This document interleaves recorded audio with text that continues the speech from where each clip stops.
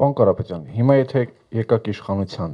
Ադրբեջանի հետ խաղաղության պայմանագիր ստորագրելու եք եւ Թուրքիայի հետ դիվանագիտական հարաբերություններ հաստատելու եք, փորձելու եք գնալ նման քայլերի, թե ոչ։ Մենք թույլ չենք տալու այն սխալները, որը կատարեց ներկա թույլ իշխանությունը իր մեծամտությամբ, իր անկարողությամբ հասցրեց նրան, որ մենք կորցրեցինք մեր երկրորդ հայրենիքը։ Մենք վարելու ենք արժանապատիվ ճիշտ բանակցություններ։ Բերելու ենք գերտերությունների երաշխավորությունը,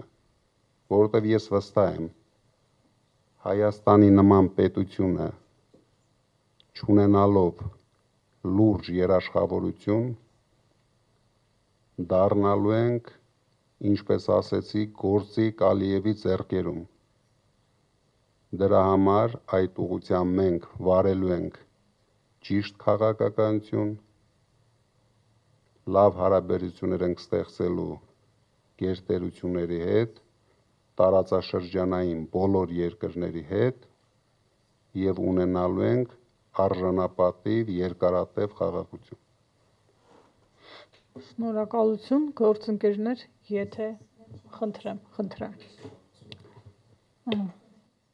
Շատ լավ։ Պարոն Կարապետյան, հիմա մի գոյական եմ ասելու, խոստում։ Այս բառը այլևս մեր ժողովուրդը չի ընկալում հասկանալի պատճառներով, ուստի պարզ է, որ վստահության վերականգնման եւ այդ վստահությունը ամրապնդելու խնդիր ունենք։ Այստեղ ինչ եք պատկերացնում, ուժեղ Հայաստանը ինչ է անելու։